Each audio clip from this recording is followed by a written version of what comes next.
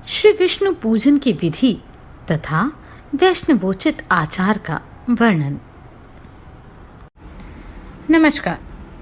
अगर आप किसी कारणवश मुझे सब्सक्राइब नहीं कर सकते तो लाइक अवश्य कीजिएगा। पार्वती जी ने कहा, भगवान, आपने श्रीहरि की वैभवस्था का पूरा वर्णन किया। इसमें भगवान श्री राम और श्री कृष्ण का चरित्र बड़ा ही विस्मयजनक है। अहो, भगवान श्री राम और परमात्मा श्री कृष्ण की लीला कितनी अद्भुत है। देवेश्वर, मैं तो इस कथा को 100 कल्पों तक सुनती रहूं तो भी मेरा मन कभी इससे तृप्त नहीं होगा। अब मैं इस समय भगवान विष्णु के उत्तम महात्म्य और पूजन विधि का श्रवण करना चाहती हूँ। महादेव जी ने कहा, देवी, मैं परमात्मा श्रीहरि के स्थापन और पूजन का वर्णन करता हूँ। सुनो। भगवान का विग्रह 2 प्रकार का बताया गया है।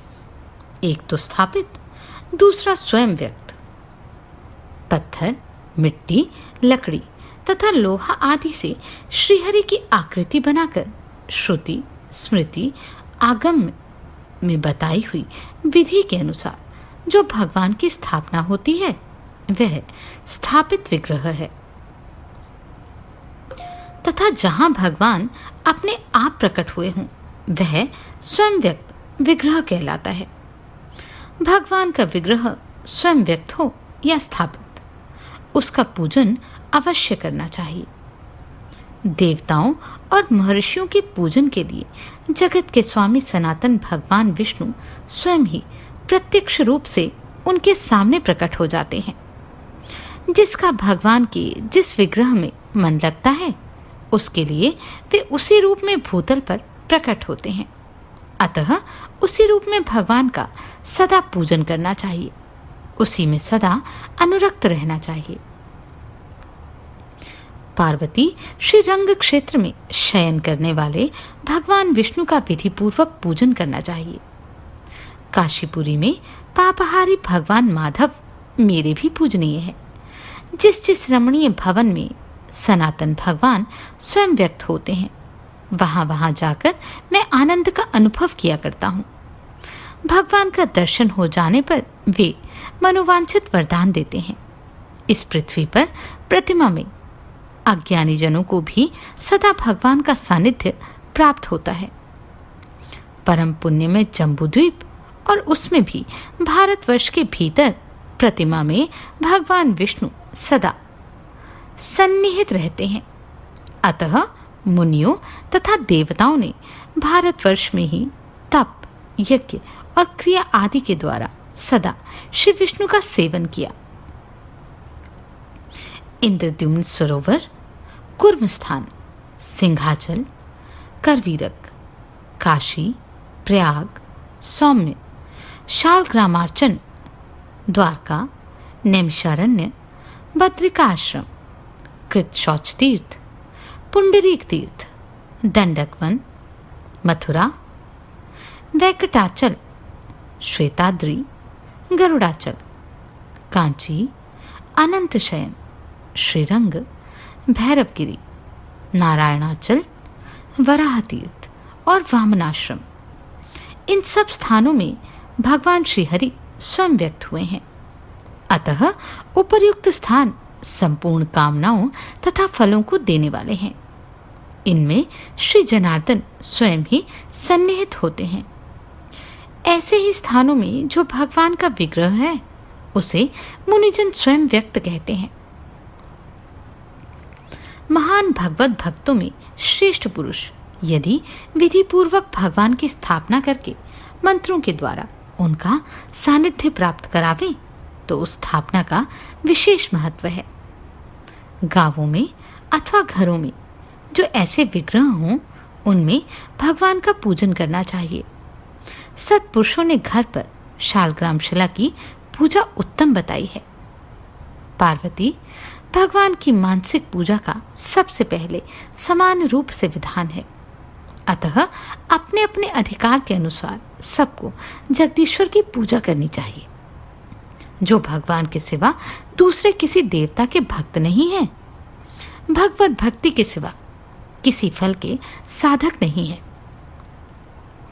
जो वेदवेता, ब्रह्म तत्वज्ञ, वीतराग, मुमुक्षु, गुरु भक्त, प्रसन्नात्मा, साधु, ब्राह्मण अथवा इत्र मनुष्य हैं, उन सबको सदा श्री हरि का पूजन करना चाहिए। बुद्धिमान पुरुष को चाहिए कि वह वेद और स्मृतियों में बताए हुए उत्तम सदाचार का सदा पालन करे, उनमें बताए हुए कर्मों का कभी उल्लंघन ना करे। शम अर्थात मनोनिग्रह, दम अर्थात इंद्रिय संयम, तप अर्थात धर्म के लिए कलेश सहन एवं तितीक्षा, शौच अर्थात बाहर भीतर की पवित्रता, सत्य अर्थात मन, वाणी और क्रिया द्वारा सत्य का पालन, मांस न खाना, चोरी न करना, किसी भी जीव की हिंसा न करना, यह सबके लिए धर्म का साधन है। रात के अंत में उठकर विधि पूर्वक आचमन करें, फिर गुरुजनों को नमस्कार करके मन ही मन भगवान विष्णु का स्मरण करें। मौन हो पवित्र भाव से भक्ति पूर्वक सहस्त्र नाम का पाठ करें। तत्पश्चात गांव से बाहर जाकर विधि पूर्वक मल मूत्र का त्याग करें। फिर उचित रूप से शरीर की शुद्धि करके कुल्ला करें और शुद्ध एवं पवित्र हो दंत धावन करके विधि पूर्वक स्नान करें। तुलसी के मूल भाग की मिट्टी और तुलसी दल लेकर मूल मंत्र से और गायत्री मंत्र से अभिमंत्रित करके मंत्र से ही उसको संपूर्ण शरीर में लगावें। फिर अघमर्षण करके स्नान करें। गंगा जी भगवान के चरणों से प्रकट हुई है, अतः उनके निर्मल जल में गोता लगाकर अघमर्षण सूक्त का जप करें। फिर आचमन करके पुरुष सूक्त के मंत्रों से क्रमशः मार्जन करें। पुनः जल में डुबकी लगाकर 28 या 108 बार मूल मंत्र का जप करें। इसके बाद वैष्णव पुरुष उक्त मंत्र से ही जल को अभिमंत्रित करके उससे आचमन करें। तदनंतर देवताओं, ऋषियों, पितरों का तर्पण करें। फिर वस्त्र निचोड़ लें। उसके बाद आचमन करके धौत वस्त्र पहने। वैष्णव पुरुष निर्मल एवं रमणीय मृतिका ले उसे मंत्र से अभिमंत्रित करके ललाट आदि में लगावे। आलस्य छोड़कर परिगणित अंगों में उधर्व पुंड्र धारण करें। उसके बाद विधि पूर्वक संध्योपासन करके गायत्री का जप करें। तदनंतर मन को संयम में रखकर घर जाएं और पैर धो मौन भाव से आचमन करके एकाग्रचित हो पूजा मंडप में प्रवेश करें। एक सुंदर सिंहासन को फूलों से सजाकर भगवान लक्ष्मी नारायण को विराजमान करें। फिर गंध, पुष्प और अक्षत आदि के द्वारा विधि पूर्वक भगवान का पूजन आरंभ करें। विग्रह स्थापित स्वयं, व्यक्त अथवा शालग्राम शिला कोई भी क्यों न हो, श्रुति, स्मृति और आगमों में बताई हुई विधि के अनुसार उसका पूजन करना उचित है। वैष्णव पुरुष शुद्धचित हो गुरु के उपदेश के अनुसार भक्ति पूर्वक श्री विष्णु का यथा योग्य पूजन करें। वेदों तथा ब्राह्मण ग्रंथों में बताई हुई पूजा श्रौत कहलाती है।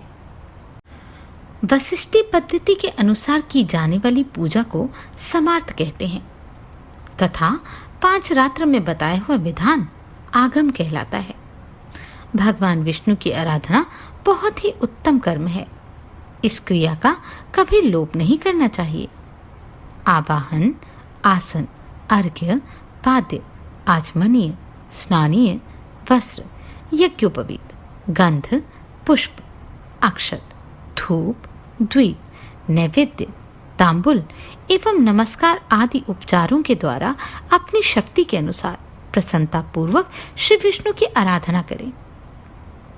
पुरुष सूक्त की प्रत्येक ऋचा तथा मूल मंत्र, इन दोनों ही से वैष्णव पुरुष षोडश उपचार समर्पण करें। पुनः प्रत्युपचार अर्पण करके पुष्पांजलि दें। वैष्णव को चाहिए कि वह मुद्रा द्वारा भगवान जगन्नाथ का आवाहन करें। फिर फूल और मुद्रा से आसन दें। इसी प्रकार क्रमशः पाद्य, अर्घ्य, आचमन और स्नान के लिए भिन्न भिन्न पात्रों में निर्मल जल समर्पित करें। उस जल में मांगलिक द्रव्य तथा तुलसी दल मिला हो। इसके बाद उक्त दोनों ही प्रकार के मंत्रों से प्रत्युपचार अर्पण करें। सुगंधित तेल से भगवान को अभ्यंग लगावें। कस्तूरी और चंदन से उनके श्री अंग में उपटन लगावें। फिर मंत्र का पाठ करते हुए सुगंधित जल से भगवान को स्नान करावें। तत्पश्चात दिव्य वस्त्र और आभूषणों से विधि पूर्वक भगवान का श्रृंगार करें। फिर उन्हें मधुपर्क दें और भक्ति के साथ सुगंधित चंदन और सौरभ युक्त सुंदर पुष्प निवेदन करें। इसके बाद दशांग या अष्टांग धूप, मनोहर द्वीप और भांति भांति के नैवेद्य भेंट करें। नैवेद्य में खीर और मालपुआ भी होना चाहिए। नैवेद्य के अंत में आचमन कराकर भक्तियुक्त हृदय से कपूर मिश्रित तांबुल निवेदित करें। फिर घी की बत्तियों से आरती करके भगवान को फूलों की माला पहनावें। तदनंतर समीप जा विनीत भाव से प्रणाम करके उत्तम स्तोत्रों द्वारा भगवान का स्तवन करें। फिर उन्हें गरुड़ के अंक में शयन कराकर मंगलार्घ्य निवेदन करें। इसके बाद पवित्र नामों का कीर्तन करके होम करें। भगवान को भोग लगाए हुए नैवेद्य से जो शेष बचे उसी से अग्नि में हवन करें। प्रत्येक आहुति के साथ पुरुष सूक्त अथवा मंगलमय श्री सूक्त की एक एक ऋचा का पाठ करें। वेदोक्त विधि से स्थापित अग्नि में घृत मिश्रित हविष्य के द्वारा उपर्युक्त मंत्र का 108 या 28 बार जप करके हवन करना चाहिए। और हवन काल में यज्ञ स्वरूप महाविष्णु का ध्यान भी करना चाहिए। शुद्ध जाम्बुनद नामक सुवर्ण के समान जिनका श्याम वर्ण है, जो शंख, चक्र और गदा धारण करने वाले हैं, जिनमें अंग उपांगों सहित संपूर्ण वेद वेदांतों का ज्ञान भरा है तथा जो श्रीदेवी के साथ सुशोभित हो रहे हैं, उस भगवान का ध्यान करके होम करना चाहिए। मंत्र द्वारा होम करने के पश्चात नामों का उच्चारण करके एक एक के लिए एक एक आहुति देनी चाहिए। भगवत भक्तों में श्रेष्ठ पुरुष भगवान के नित्य भक्तों के उद्देश्य से उनके नाम ले लेकर आहुति दें। पहले क्रमशः भूदेवी, लीला देवी और विमला आदि शक्तियां होम की अधिकारिणी हैं। फिर अनंत, गरुड़ आदि, तदनंतर वासुदेव आदि, तत्पश्चात शक्ति आदि, इनके बाद केशव आदि विग्रह, संकर्षण आदि व्यूह, मत्स्य कुर्म आदि अवतार, चक्र आदि आयुध, कुमुद आदि देवता, चंद्र आदि देव, इंद्र आदि लोकपाल तथा धर्म आदि देवता क्रमशः होम के अधिकारी हैं। इन सब का हवन और विशेष रूप से पूजन करना चाहिए। इस प्रकार भगवत भक्त पुरुष नित्य पूजन की विधि में प्रतिदिन एकाग्रचित हो हवन करें। गृह में पूजा करने पर उस घर के द्वार पर पंचयज्ञ की विधि से बलि अर्पण करें। फिर आचमन कर लें। तत्पश्चात कुश के आसन पर काला मृगचर्म बिछाकर उस शुद्ध आसन के ऊपर बैठें। मृगचर्म अपने आप मरे हुए मृग का होना चाहिए। पद्मासन से बैठकर पहले भूत शुद्धि करें। फिर जितेंद्रिय पुरुष मंत्र पाठ पूर्वक 3 बार प्राणायाम कर ले। तदनंतर मन ही मन यह भावना कर ले कि मेरे हृदय कमल का मुख ऊपर की ओर है और वह विज्ञान रूपी सूर्य के प्रकाश से विकसित हो रहा है। इसके बाद श्रेष्ठ वैष्णव पुरुष उस कमल की वेदत्रयीमयी कर्णिका में क्रमशः अग्निबिंब, सूर्यबिंब और चंद्रबिंब का चिंतन करें। उन बिंबों के ऊपर नाना प्रकार के रत्नों द्वारा निर्मित पीठ की भावना करें। इसके ऊपर बाल रवि के सदृश कांतिमान अष्टविध ऐश्वर्य रूप अष्टदल कमल का चिंतन करें। प्रत्येक दल अष्टाक्षर मंत्र के एक एक अक्षर के रूप में हो। फिर ऐसी भावना करें कि उस अष्टदल कमल में श्रीदेवी के साथ भगवान विष्णु विराजमान हैं, जो कोटि चंद्रमाओं के समान प्रकाशमान हो रहे हैं। उनके 4 भुजाएं, सुंदर श्रीअंग तथा हाथों में शंख, चक्र और गदा है।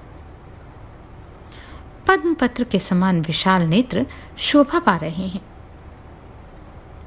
वे समस्त शुभ लक्षणों से संपन्न दिखाई देते हैं। उनके हृदय में श्रीवत्स का चिन्ह है, वहीं कौस्तुभ मणि का प्रकाश छा रहा है। भगवान पीत वस्त्र, विचित्र आभूषण, दिव्य श्रृंगार, दिव्य चंदन, दिव्य पुष्प, कोमल तुलसी दल और वनमाला से विभूषित हैं। कोटि कोटि बाल सूर्य के सदृश उनकी सुंदर कांति है। उनके श्री विग्रह से सटकर बैठी हुई श्रीदेवी भी सब प्रकार के शुभ लक्षणों से संपन्न दिखाई देती हैं। इस प्रकार ध्यान करते हुए एकाग्रचित्त एवं शुद्ध हो अष्टाक्षर मंत्र का 1000 या 100 बार यथाशक्ति जप करें। फिर भक्ति पूर्वक मानसिक पूजा करके विराम करें। उस समय जो भगवत भक्त पुरुष वहां पधारे हों, उन्हें अन्न जल आदि से संतुष्ट करें और जब वे जाने लगें तो थोड़ी दूर तक उनके पीछे पीछे जाकर उन्हें विदा करें। देवताओं तथा पितरों का विधि पूर्वक पूजन एवं तर्पण करें और अतिथि एवं भृत्य वर्गों का यथावत सत्कार करके सबके अंत में वह और उसकी पत्नी भोजन करें। यक्ष, राक्षस और भूतों का पूजन सदा त्याग दें। जो श्रेष्ठ विप्र उनका पूजन करते हैं वे निश्चय ही चांडाल हो जाता है। ब्रह्म, राक्षस, वेताल, यक्ष तथा भूतों का पूजन मनुष्यों के लिए महाघोर कुंभीपाक नामक नरक की प्राप्ति कराने वाला है। यक्ष और भूत आदि के पूजन से कोटि जन्मों के लिए किए गए यज्ञ, दान और शुभ कर्म आदि पुण्य तत्काल नष्ट हो जाते हैं। जो यक्षों, पिशाचों तथा तमोगुणी देवताओं को निवेदित किया हुआ अन्न खाता है वह पीव और रक्त भोजन करने वाला है। जो स्त्री यक्ष, पिशाच, सर्प और राक्षसों की पूजा करती है वह नीचे मुंह किए घोर कालसूत्र नामक नरक में गिरती है। अतः यक्ष आदि तामस देवताओं की पूजा त्याग देनी चाहिए। वैष्णव पुत्र विश्ववंद्य भगवान नारायण का पूजन करके उनके चारों ओर विराजमान देवताओं का पूजन करें। भगवान को भोग लगाए एवं अन्न में से निकालकर उसी से उनके लिए बलि निवेदन करें। भगवत प्रसाद से ही उनके निमित्त होम भी करें। देवताओं के लिए भी भगवत प्रसाद रूप हविष्य का ही हवन करें। पितरों को ही प्रसाद अर्पण करें। इससे वे सब फल प्राप्त कराते हैं। प्राणियों को पीड़ा देना विद्वानों की दृष्टि में नरक का कारण है। पार्वती मनुष्य दूसरों की वस्तु को जो बिना दिए ही ले लेता है वह भी नरक का कारण है। अगम्या अर्थात पराई स्त्री के साथ संभोग, दूसरों के धन का अपहरण तथा अभक्ष्य वस्तु का भक्षण करने से तत्काल नरक की प्राप्ति होती है। जो अपनी विवाहिता पत्नी को छोड़कर दूसरी स्त्री के साथ संभोग करता है उसका वह कर्म अगम्य गमन कहलाता है, जो तत्काल नरक की प्राप्ति का कारण है। पतित, पाखंडी और पापी मनुष्यों के संसर्ग से मनुष्य अवश्य नरक में पड़ता है। उनसे संपर्क रखने वाले का भी संसर्ग छोड़ देना चाहिए। एकांती पुरुष महापातक युक्त ग्राम को छोड़ दे और परम एकांती मनुष्य वैसे देश का परित्याग कर दे। अपने वर्ण तथा आश्रम के अनुसार कर्म, ज्ञान और भक्ति आदि का साधन वैष्णव साधन माना गया है। जो भगवान की आज्ञा के अनुसार कर्म, ज्ञान आदि का अनुष्ठान करता है वह वासुदेव परायण ब्राह्मण एकांती कहलाता है। वैष्णव पुरुष निषेध कर्म को मंद बुद्धि से भी त्याग दे। एकांती पुरुष अपने धर्म की निंदा करने वाले शास्त्र को मन से भी त्याग दे और परम एकांती भक्त हे बुद्धि से उसका परित्याग करे। कर्म 3 प्रकार का माना गया है, नित्य, नैमित्तिक और काम्य। इसी प्रकार मुनियों ने ज्ञान के भेदों का भी वर्णन किया है। कृत्याकृत विवेक ज्ञान, परलोक चिंतन ज्ञान, विष्णु प्राप्ति साधन ज्ञान तथा विष्णु स्वरूप ज्ञान, ये 4 प्रकार के ज्ञान हैं। पार्वती नैमित्तिक कृत्य में भगवान का विशेष रूप से विधिवत पूजन करना चाहिए। कार्तिक मास में प्रतिदिन चमेली के फूलों से श्रीहरि की पूजा करें, उन्हें अखंड द्वीप दें तथा मन और इंद्रियों को संयम में रखकर दृढ़तापूर्वक उत्तम व्रत का पालन करें। फिर कार्तिक के अंत में ब्राह्मण को भोजन करावें। इससे वह श्रीहरि के सायुज्य को प्राप्त होता है। पौष मास में सूर्योदय के पहले उठकर लगातार 1 मास तक उत्पल तथा श्याम श्वेत कनेर पुष्पों से भगवान विष्णु का पूजन करें। तत्पश्चात यथाशक्ति धूप, द्वीप और नैवेद्य निवेदन करें।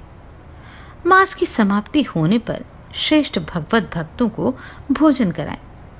ऐसा करने से मनुष्य निश्चय ही 1000 अश्वमेध यज्ञों का फल प्राप्त करता है। माघ मास में सूर्योदय के समय विशेषतः नदी के जल में स्नान करके उत्पल अर्थात कमल के पुष्पों से माधव की पूजा करनी चाहिए और उन्हें भक्तिपूर्वक घृत मिश्रित दिव्य खीर का भोग लगाना चाहिए।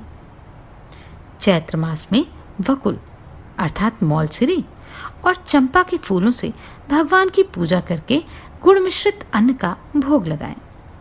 तदनंतर मास की समाप्ति होने पर एकाग्रचित हो वैष्णव ब्राह्मणों को भोजन कराएं। ऐसा करने से प्रतिदिन 1000 वर्षों की पूजा का पुण्य प्राप्त होता है। वैशाख मास में शतपत्र और महोत्पल के पुष्पों से विधिवत भगवान का पूजन करके उन्हें दही, अन्न और फल के साथ गुड़ और जल भक्तिपूर्वक निवेदन करें। इससे लक्ष्मी सहित जगदीश्वर श्री विष्णु प्रसन्न होते हैं। ज्येष्ठ मास में श्वेत कमल, गुलाब, कुमुद और उत्पल के पुष्पों से भगवान ऋषिकेश का पूजन करके उन्हें आम के फलों के साथ अन्न भोग लगावें। भक्तिपूर्वक ऐसा करने से मनुष्य को कोटि गोदान का फल प्राप्त होता है। फिर मास के अंत में वैष्णवों को भोजन कराने से सबका फल अनंत हो जाता है। आषाढ़ मास में देव देवेश्वर लक्ष्मीपति की प्रतिदिन श्री पुष्पों से पूजा करें और उन्हें खीर का भोग लगावें। फिर मास की समाप्ति होने पर उत्तम भगवत भक्त ब्राह्मणों को भोजन करावें। ऐसा करने से वैष्णव पुरुष 60,000 वर्षों की पूजा का फल पाता है। इसमें तनिक भी संदेह नहीं है। श्रावण मास में नाग केसर और केवड़े से भक्तिपूर्वक श्री विष्णु की पूजा करने से मनुष्यों का फिर इस लोक में जन्म नहीं होता। इस समय भक्ति के साथ घी और शक्कर मिले हुए पुए का नैवेद्य निवेदन करें और श्रेष्ठ भगवत भक्त ब्राह्मणों को भोजन करावें। भादों में कुंद और कटसरिया के फूलों से पूजा करके खीर भोग लगावें। अश्विन में नीलकमल से मधुसूदन की पूजा करें और भक्ति के साथ उन्हें खीर पुआ निवेदन करें। इसी प्रकार कार्तिक में कोमल तुलसी दलों के साथ भक्तिपूर्वक अच्युत का पूजन करने से उनका सायुज्य प्राप्त होता है। दूध, घी और शक्कर की बनी हुई मिठाई और खीर और मालपुआ इन्हें भक्ति पूर्वक एक एक करके भगवान को निवेदन करें। अमावस्या तिथि शनिवार, वैष्णव नक्षत्र अर्थात श्रवण, सूर्य संक्रांति, व्यतिपात, चंद्र ग्रहण और सूर्य ग्रहण के अवसर पर अपनी शक्ति के अनुसार भगवान विष्णु का विशेष रूप से पूजन करें। श्रेष्ठ द्विज को उचित है कि गुरु के उत्क्रमण के दिन तथा श्रीहरि के अवतारों के जन्म नक्षत्रों में अपनी शक्ति के अनुसार वैष्णव याग और पूजन करें। उसमें वेद मंत्रों का उच्चारण करके प्रत्येक ऋचा के साथ भगवान को पुष्पांजलि समर्पण करें। यथाशक्ति वैष्णव ब्राह्मण को भोजन करावें और दक्षिणा दें।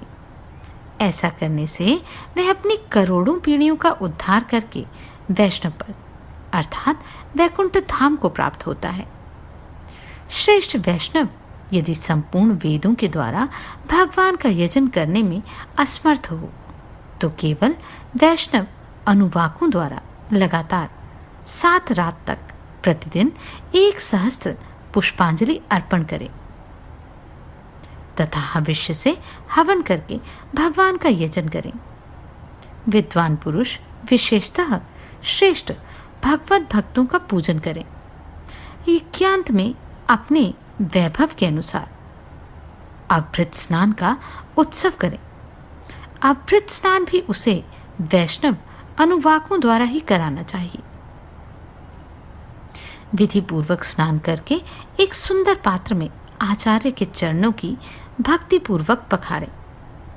फिर गंध, पुष्प, वस्त्र और आभूषण आदि के द्वारा पूजा करें।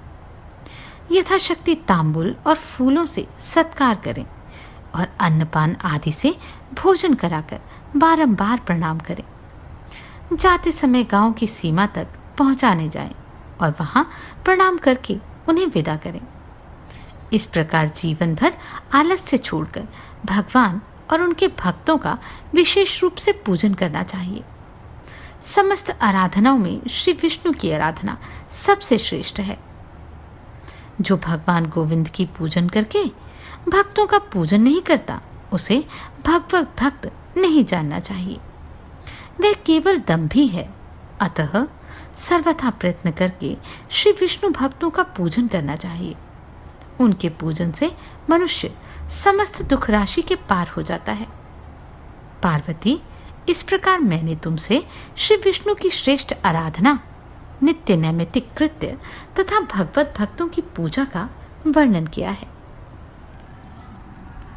नमस्कार, मैं आभा शर्मा जावास। यदि आपको मेरा ये प्रयत्न सराहनीय लगा हो तो मुझे सब्सक्राइब करके प्रोत्साहित करें।